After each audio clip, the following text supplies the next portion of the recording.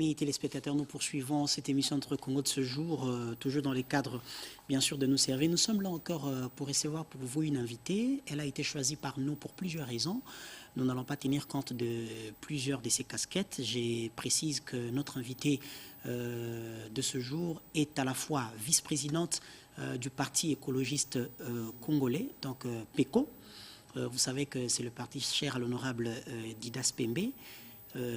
Elle est aussi patronne des établissements à la fois Lina Boutique et Prestige. Vous savez que Prestige, c'était un très grand magasin à la place Batete, là, qui a représenté une grande marque également en termes d'habillement. Nous tous, nous sommes allés nous approvisionner de ces côtés-là et ça faisait la fierté de nous, Congolais, et du monde des affaires congolais. Nous allons également parler d'elle en tant que femme active dans le domaine social, mais aussi en politique, et femme dévouée pour le cause de la République démocratique du Congo. On va aujourd'hui, ensemble avec elle, choisir la casquette avec laquelle, ou pour laquelle on va la recevoir.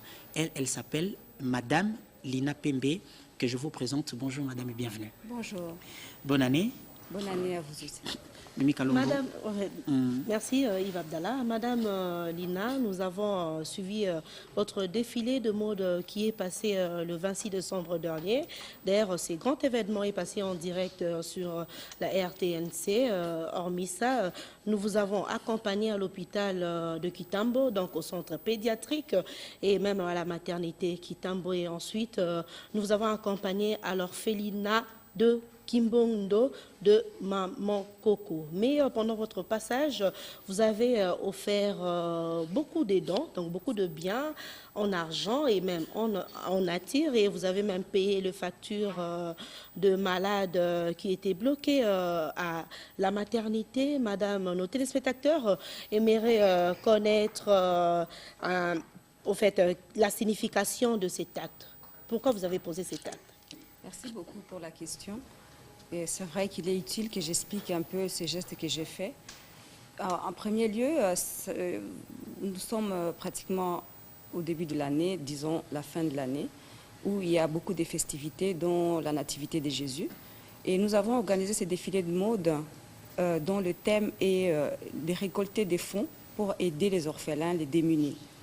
Donc c'est vraiment un défilé de mode à caractère de charité. Et nous avons reçu des dons, il y a eu beaucoup de donations, nous avons fait des ventes aux enchères, tout ça dans le souci de récolter des fonds pour aider nos enfants. Donc vous le savez très bien, mieux que moi, je pense, la misère est autour de nous et on ne peut pas se voiler les yeux disant que nous on va fêter en oubliant les autres. En tant que chrétienne, j'ai un devoir d'aider mes prochains. Donc, dans ces soucis-là, j'ai reçu des dons et j'ai aussi le devoir de m'acquitter auprès de mon Dieu et auprès aussi des donateurs. D'autres personnes vont dire, oui, pourquoi vous faites la caméra, pourquoi vous faites les dons, vous les montrez et tout ça. C'est surtout dans les soucis de montrer aux donateurs que nous sommes ouverts, nous sommes francs. Ce qu'ils ont donné, c'est bien arrivé. Ça a été réellement utilisé ça a été pour le besoin de la oui, cause. Pour le besoin de la cause et aussi et surtout pour que les autres personnes nous emboîtent les pas. Dans ces soucis, je ne suis pas en train de faire une campagne.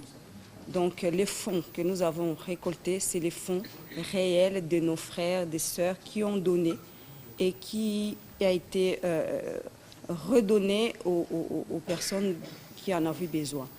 Donc c'est en premier lieu à cause de ça que vous nous avez vu en train de sillonner un peu les hôpitaux de Kinshasa. Vraiment, madame, bien dit, vous avez dit que vous êtes chrétien, votre devoir, c'est aider le prochain. Madame, vous êtes mère et votre sensibilité vous a poussé à cette compassion.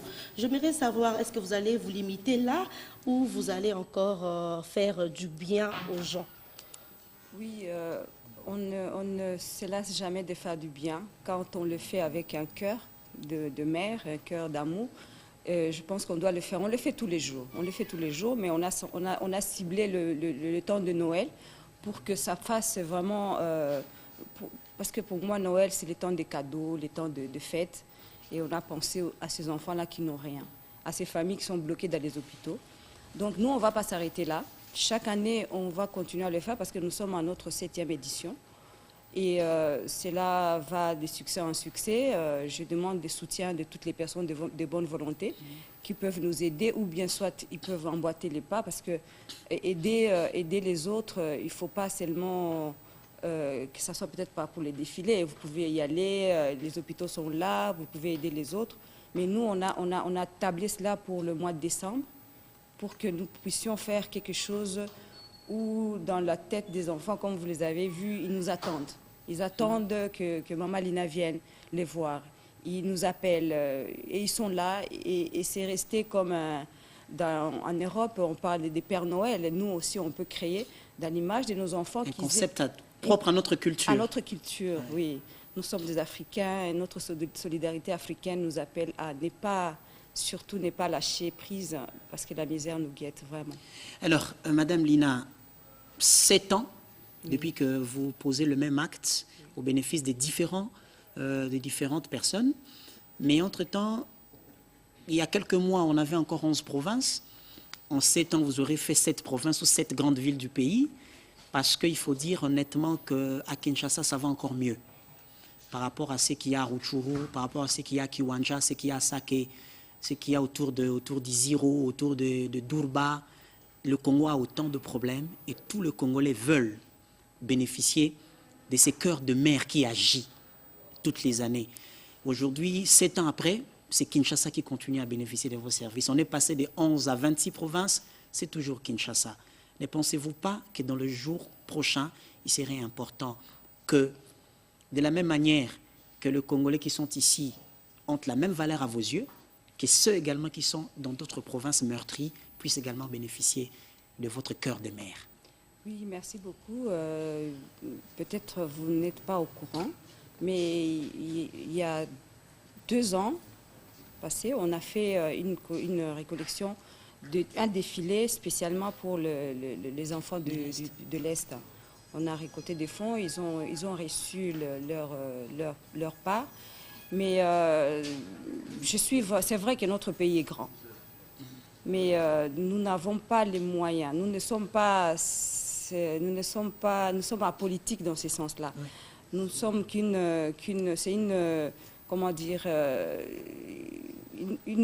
association que nous créons pour aider les orphelins.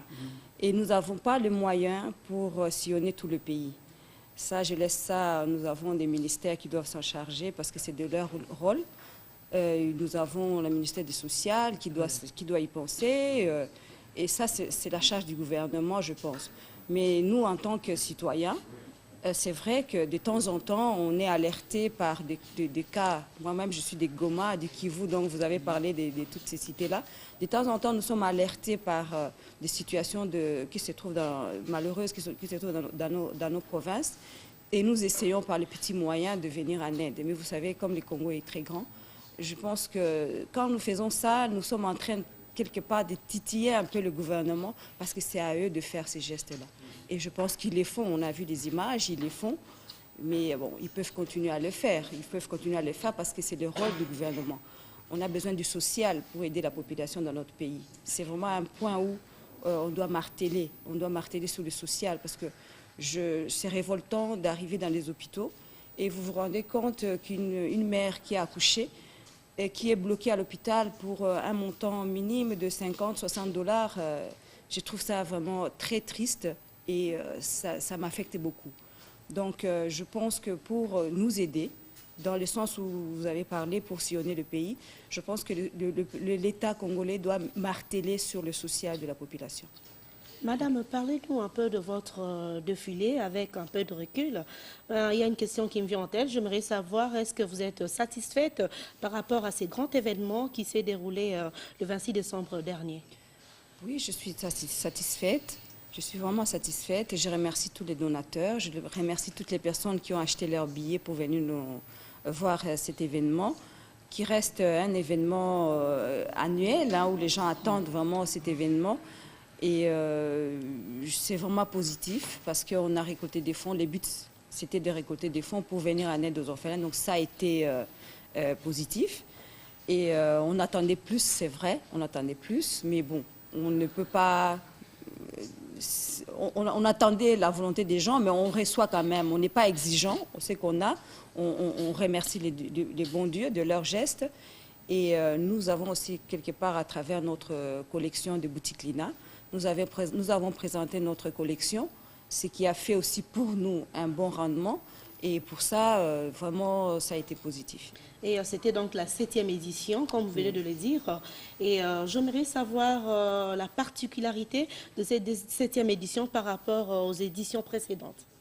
Oui, la particularité, vous savez, comme ça fait cette édition, ça fait quand même cette année. Donc, on essaie d'améliorer au fur et à mesure. Et nous essayons de mettre un peu plus de spectacles. Nous avons essayé de valoriser notre culture en faisant, en montrant les danses traditionnelles. Et ça, c'est une particularité. Et aussi, la particularité qui demeure aussi dans ces défilés est que vous avez tous ce mannequin, vous avez des petits-enfants, vous avez des grandes filles qui continuent à défiler avec une volonté ferme parce qu'ils savent que c'est pour aider les autres. Ça, c'est vraiment une particularité. C'est pour ça, vous allez voir qu'on n'est pas très exigeant dans les tailles. On n'est pas là en train de chercher les minces, les élancés et tout ça. Avec beaucoup de critères. Avec beaucoup de critères.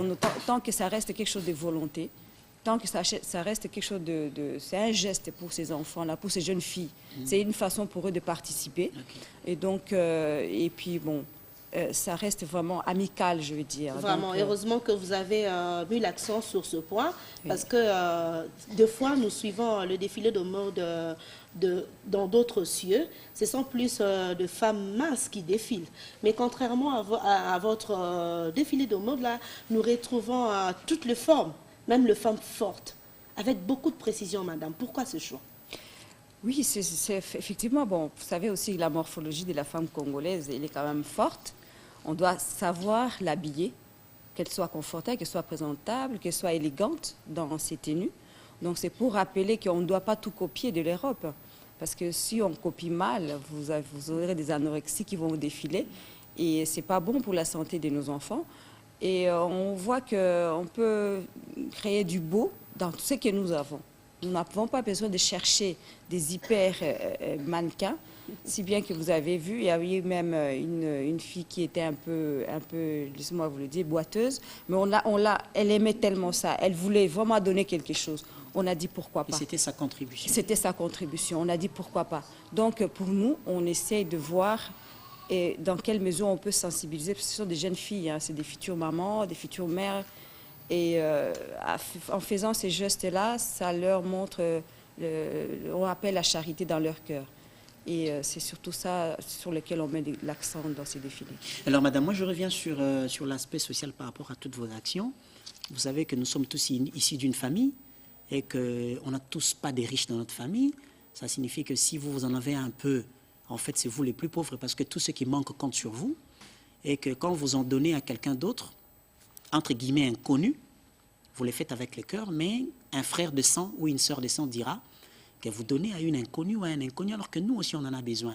Est-ce que dans cet élan, votre famille est avec vous? Je parle de la famille restante, je parle de votre mari. J'aimerais que vous puissiez nous parler un tout petit peu de votre mari, son appréhension, sa compréhension, son accompagnement en tant que père, en tant que mari aux côtés d'une femme qui a autant d'ambition comme vous le présentez. Oui, en tout cas, je vous remercie pour cette question, parce que j'ai une chance, j'ai un mari merveilleux. Et laissez-moi vous le dire, c'est un mari qui aime voir sa femme évoluer avec toute liberté, avec toutes les contraintes qu'il y a dans la vie. Donc j'ai déjà le rôle de femme au foyer, je m'occupe de mon foyer, mais j'ai concilié aussi la vie politique, la vie des business humaines. Ce n'est pas facile. Mais ça devient facile quand on a un homme qui vous comprend et qui pense que la femme a aussi quelque chose à donner dans la société. Et dans ce côté-là, il m'accompagne, il m'aide beaucoup, même pour réaliser les défilés. Il est là, il m'aide dans l'organisation et des fois, on est en défaillance de budget, il nous vient en aide parce qu'au fait, il connaît ce que nous ressentons en tant qu'humains d'abord, à travers le malheur qui est autour de nous. Et donc, la famille me suit, la famille comme dirait dans la Bible, je pense que je suis pas très... je connais pas très bien la Bible, mais je sais qu'il y a quelques passages qui disent à quoi bon donner à la personne qui vous est proche. Parce que même un diable le fait. Ok. Alors moi, je pense que quand je donne à d'autres personnes, parce que les gens qui sont à côté de moi, je pense qu'à tout moment, ils peuvent frapper à la porte, ils seront servis. Mais les gens qui n'ont pas d'accès à mes côtés, les gens qui n'espéraient pas, et les gens qui sont en train de faire leur prière, de voir comment est-ce que la manne va tomber sur eux, et quand ils reçoivent ces dons, je pense pour moi, c'est une satisfaction. Et je pense que c'est à ce moment-là que je me sens vraiment exister. Je pense qu'à ce moment-là, j'existe parce que à travers moi, il y a des gens qui sont contents et qui remercient les dieux tout-puissants. C'est à ce moment-là que je pense que la générosité doit se faire entendre, pas seulement à côté de nos proches. Mais figurez-vous, rassurez-vous, mon mari, il est tout le temps à mes côtés et il m'aide beaucoup, il m'aide beaucoup. Sans lui. J'insiste sur l'homme, hein, parce que vous savez, c'est lui parce qui que vous êtes un homme. Oui, Hein? oui, il est le patron de la famille. Oui. Si c'était à refaire, vous le garderez comme mari? Ah, je le garderai. Je demanderai à mon Dieu de me le renvoyer encore. Hein, ça, vraiment, je disais tout à l'heure à ma entre amie... guillemets. Entre Heureusement guillemets. que je l'ai rencontré. Oui, heureusement, je l'ai rencontré avant, parce que je suis allée au Bandundu, il y a des belles femmes. J'ai dit, tiens, heureusement, je l'ai rencontré avant. Sinon, il serait tombé sur quelqu'un d'autre. Tu as vu ça, ça serait vraiment très dommage pour moi. Mais vraiment, c'est un homme, quand on ne les connaît pas, on peut imaginer beaucoup de choses négatives. Mais il faut l'approcher, C'est l'homme. comme ça que je voulais qu'on ressorte cet aspect positif de la personne de votre mari que plusieurs Congolais ne connaissent pas. Oui, plusieurs Congolais ne connaissent pas, ils connaissent... bon, vous savez, c'est aussi un défaut d'être un bel homme, hein, je vous le dis. Parce que, oui, mais c'est vrai, je vous le dis, c'est un défaut, quelque part. Parce qu'on vous taxe de tout, malheureusement. Mais bon... Les gens qui vous approchent, les gens qui vous connaissent, ils retrouvent en vous la vraie personne, en fait. En dehors du masque, enfin, en dehors de la beauté, il y a un homme magnifique. Il y a un homme qui a de l'humanisme. Il y a un homme qui aime promouvoir la femme, surtout. Et il est généreux. Et c'est un homme qui m'a laissé la liberté de travailler. C'est très important pour les femmes. Un homme genré. Oui, parce que... C'est un homme genré. C'est ce que je dis. Je peux me réveiller le matin, je dis, mon chéri, je dois aller faire, m'approvisionner un tel... Le programme, c'est comment? Ce n'est pas quelqu'un qui vous met les bâtons dans les roues. Parce que beaucoup de femmes aujourd'hui n'évoluent pas parce que les hommes, ils les bloquent. Vous avez beaucoup de capacités dans la femme congolaise. Mais l'homme ralentit votre épanouissement. Ralentit parce qu'il y a des idées, il y a de ceci. Mais on doit faire confiance à sa femme. Et comme moi aussi, j'ai fait confiance à mon mari. C'est réciproque. Vraiment, on doit faire confiance à sa femme. Madame, avant de prendre votre dernier mot, il y a un téléspectateur qui nous a envoyé un texto. Ce téléspectateur vous a posé la question de savoir pourquoi seulement vos enfants. Vous ne pensez pas que le fait de leur laisser défiler, vous les exposez? Bon, écoutez, nous, on est en train de parler pour notre Congo, n'est-ce pas? Dans notre Congo, il n'y a pas que la richesse du sous-sol, du sol. Dans notre Congo, il y a la richesse de l'homme que nous sommes. Et je pense que nous avons eu la chance. Dieu nous a gâtés, ce côté-là. Mon mari et moi, on nous a donné des beaux enfants. Bon, belle femme, bel homme, ça fait beaux enfants. Bon, Non, pas c'est nécessairement. filles. Pas nécessairement. J'ai 7 filles. Elle a 7 filles. Mes enfants, elles adorent défiler. Elles aiment la mode. Elles aiment s'exprimer. Je ne vois pas. Si je prenais seulement...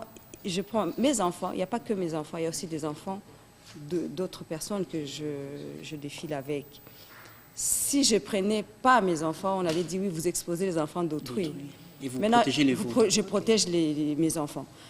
C'est parce qu'en fait, elles aiment ça. Et puis, je n'en vois pas les dangers. Sauf que si vous êtes mal intentionné dans ce que nous faisons, vous imaginez des choses. Et puis, comment dirais-je, vous avez une lampe, pourquoi la mettre en dessous de la table? Ça peut être aussi une bonne promotion pour notre pays. Des fois qu'on a quand même des jolies filles qui sont des Congolaises, parce que des fois ils s'étonnent, oui c'est vrai, c'est des Congolaises, oui c'est des Congolaises, et on est fiers d'être Congolais. Avec nos passeports bleus. Avec nos passeports. Donc ça fait notre fierté, sans arrière-pensée, sans... Et je suis une mère avant tout, donc je suis une mère avant tout, et vraiment, dans le fond, je suis une maman. Je ne peux en aucun cas sacrifier la vie de mes enfants pour qui que ce soit ou pour quoi que ce soit. Je pense que la vie d'un être humain est chère. Et quand Dieu nous donne cette responsabilité-là, nous avons des comptes à lui rendre. Je ne suis pas là pour exposer mes enfants, je ne suis pas là pour exposer les enfants des autres. C'est un événement culturel où, à travers cet événement-là, vous voyez les enfants, ça les aide à s'exprimer, à marcher. C'est vraiment une façon de leur apprendre l'élégance. Parce que vous pouvez être belle, si vous n'avez pas l'élégance, ça ne vaut pas... Ça ne vaut pas la peine. Oui, c'est tout ça. Madame, en fait, nous sommes arrivés à la fin de cet entretien. Est-ce que vous avez un message particulier à annoncer à nos nombreux téléspectateurs qui sont en train de suivre cette émission, Notre Congo?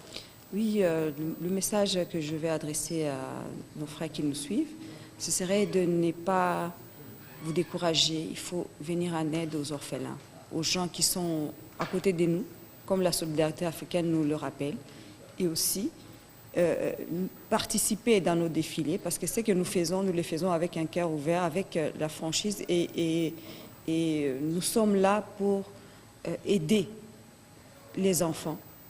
Venez nous aider aussi pour que cela ne s'arrête pas en cours de chemin. Et aussi, je voulais remercier tous nos sponsors. Laissez-moi vous dire la Robank, le Vodacom, Bralima, Pigma, Dispomat, et ainsi de suite. Ils ont tous aidé. Ils méritent vraiment que je les remercie. Je vous remercie aussi. Je remercie mon mari, mes enfants, tous les mannequins qui nous ont aidés à ce que cette soirée réussisse. Et je vous dis, venez aussi dans nos boutiques. Boutique Lina est là pour... ce que vous avez vu sur le podium, vous pouvez les trouver dans nos boutiques. Oui. Okay. Merci d'être venue, madame. C'est moi qui vous Nous remercie. rappelons que nous parlions avec vous de toutes vos actions sociales après le défilé, la 7e édition, après le 7e défilé organisé, les actions qui ont été posées en faveur des enfants démunis, notamment dans différentes maternités et quelques hôpitaux qui ont été retenus.